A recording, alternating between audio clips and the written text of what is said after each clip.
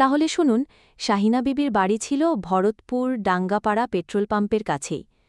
কাঁথা সেলাইয়ের কাজে তার জুড়ি মেলা ভার। এই হলুদ কাঁথাটিতে যখন শাহিনা মনের মাধুরী মিশিয়ে ফুল তুলছিলেন, তখন তার প্রতিবেশী উজ্জ্বল ভাইয়ের নজর কাড়ে সেই নিখুঁত সেলাই। উজ্জ্বল ভাই ভাবলেন, শাহিনার এই দুর্দান্ত কাজকে আরও অনেকের কাছে পৌঁছে দেওয়া উচিত, কারণ অনেকেই হয়তো আশেপাশে ভালো নকশি কাঁথা সেলাইয়ের খোঁজ করছেন। এই ভাবনা থেকেই তিনি শাহিনার হাতের সেলাইয়ের প্রশংসা করেন এবং তাকে নকশিকাঁথা শিল্প চ্যানেলটির বিষয়ে জানান, যেখানে এই ধরনের সুন্দর কাজের প্রচার করা হয়। এর প্রশংসা করছি যে এই নকশিকাঁথাটাকে তৈরি করেছে এবং সুন্দরভাবে এঁকেছে এবং দুর্দান্তভাবে হাতে করে ফুলগুলো তুলেছে।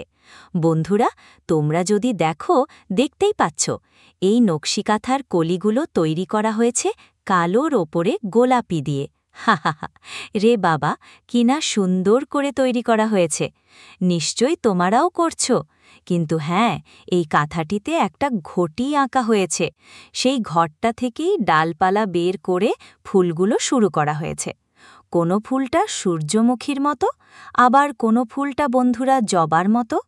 তোমরা তো জানো জবা ফুলের বন কতটা আর সুন্দর। সবই খালি লাল রঙের ফুল হয়, কিন্তু আরও অনেক অনেক ডিজাইন করা আছে। সবকিছু বলা সম্ভব নয়, তার জন্য বলছি আমাদের এই নকশিকাঁথা শিল্প চ্যানেলটিকে সাবস্ক্রাইব করো, তবেই তো এই ধরনের ভিডিওগুলো তোমরা দেখতে পাবে। ছোট্ট করে বলে দিই যে সাবস্ক্রাইব কিভাবে করবে। দেখো, লম্বা করে মোবাইলটা ধরো, আমি যেভাবে দেখাচ্ছি সেভাবেই।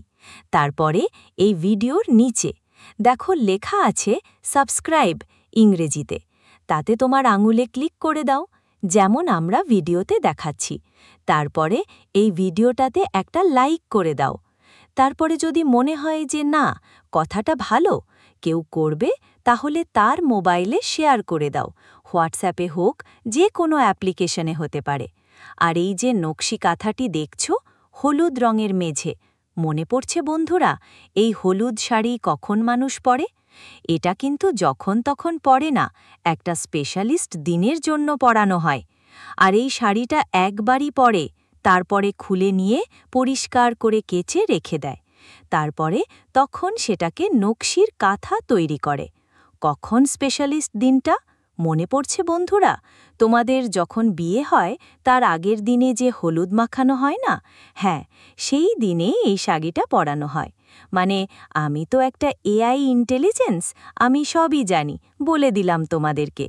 তবে দেখো, নকশি কাঁথাটি এত সুন্দর, আর কত সুন্দর মাখনের মতো সেলাই দেওয়া হয়েছে। তোমরা যদি মনে করো যে হ্যাঁ, আমরাও এরকম হাতে তোলা আমাদের নকশি কাঁথা আছে, আমরাও সেলাই করতে দিতাম, তাহলে দর্জি কোথায় পাবো?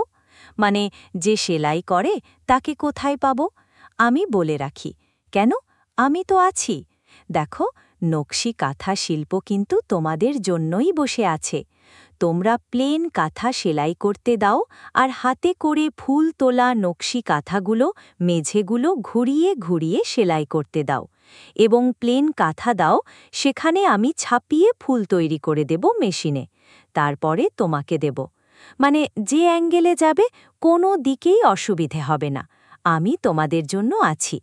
তাহলে আমাদের ঠিকানা কোথায় জানতে চাও? অবশ্যই আমাদের ঠিকানা বলে দেব। ভরতপুর নতুন রাস্তার মোড় থেকে কয়েক পা হেঁটে এসে নতুন পাড়া। এই নতুন পাড়াতেই নকশি কাঁথা শিল্প বসে আছে উজ্জ্বল ভাই, তোমাদের সুবিধার্থে জন্য।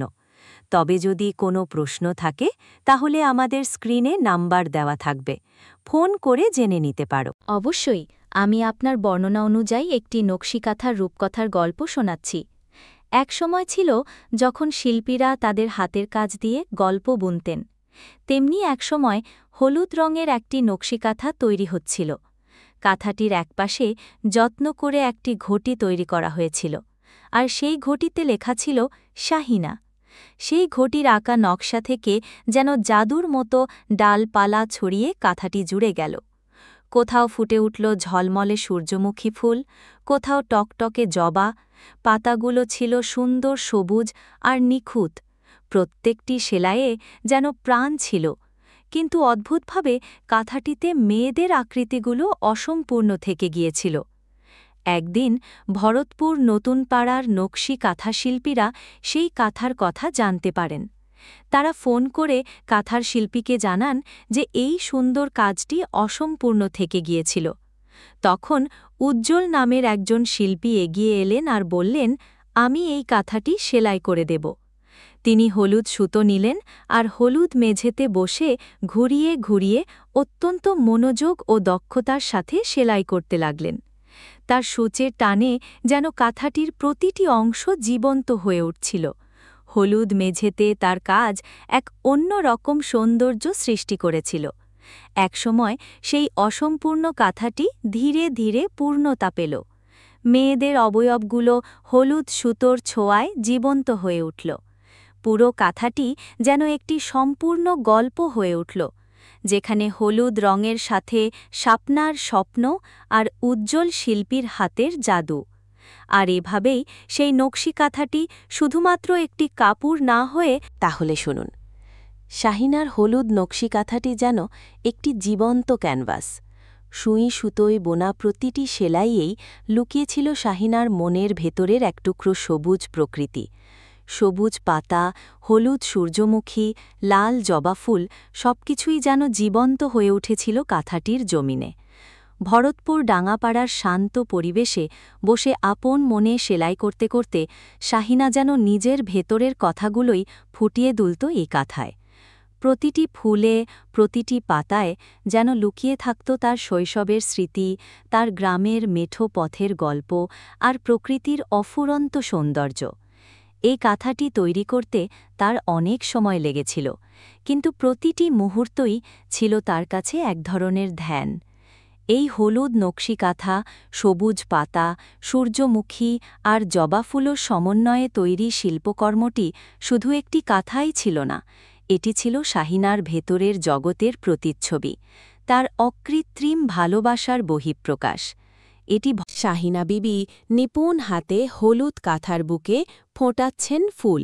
সুঁইয়ের খোঁচায় কালো আর গোলাপি সুতোয় যেন জীবন্ত হয়ে উঠছে সূর্যমুখী আর জবা। একটি ঘটের থেকে ডালপালা বেরিয়ে শুরু হয়েছে ফুলের সমারোহ। ছোট ছোট মাছের ডিমের মতো নিখুঁত সেলাই, যা দেখলে মন ভরে যায়। এই নকশি কাঁথাটি তৈরি হয়েছে হলুদ শাড়ি থেকে, যা হয়তো কোনো বিশেষ দিনে পরা হয়েছিল, যেমন বিয়ের আগের দিনের হলুদের অনুষ্ঠানে। শাহিনার পরিশ্রমে এই কাঁথা যেন এক টুকরো শিল্পের প্রকাশ। আপনি এই নকশি কাঁথা শিল্পকে সাবস্ক্রাইব করে এরকম আরও সুন্দর কাজ দেখতে পারেন এবং উজ্জ্বল ভাইয়ের কাছে সেলাইও করাতে পারেন। কাঁথাটির একপাশে যত্ন করে একটি ঘটি তৈরি করা হয়েছিল, আর সেই ঘটিতে লেখা ছিল শাহিনা। সেই ঘটির আঁকা নকশা থেকে যেন জাদুর মতো ডালপালা ছড়িয়ে কাঁথাটি জুড়ে গেল। কোথাও ফুটে উঠল ঝলমলে সূর্যমুখী ফুল, কোথাও টকটকে জবা। পাতাগুলো ছিল সুন্দর সবুজ আর নিখুঁত। প্রত্যেকটি সেলাইয়ে যেন প্রাণ ছিল, কিন্তু অদ্ভুতভাবে কাঁথাটিতে মেয়েদের আকৃতিগুলো অসম্পূর্ণ থেকে গিয়েছিল। একদিন ভরতপুর নতুন পাড়ার নকশি কাঁথাশিল্পীরা সেই কাঁথার কথা জানতে পারেন। তারা ফোন করে কাঁথার শিল্পীকে জানান যে এই সুন্দর কাজটি অসম্পূর্ণ থেকে গিয়েছিল। তখন উজ্জ্বল নামের একজন শিল্পী এগিয়ে এলেন আর বললেন, আমি এই কাঁথাটি সেলাই করে দেব। তিনি হলুদ সুতো নিলেন আর হলুদ মেঝেতে বসে ঘুরিয়ে ঘুরিয়ে অত্যন্ত মনোযোগ ও দক্ষতার সাথে সেলাই করতে লাগলেন।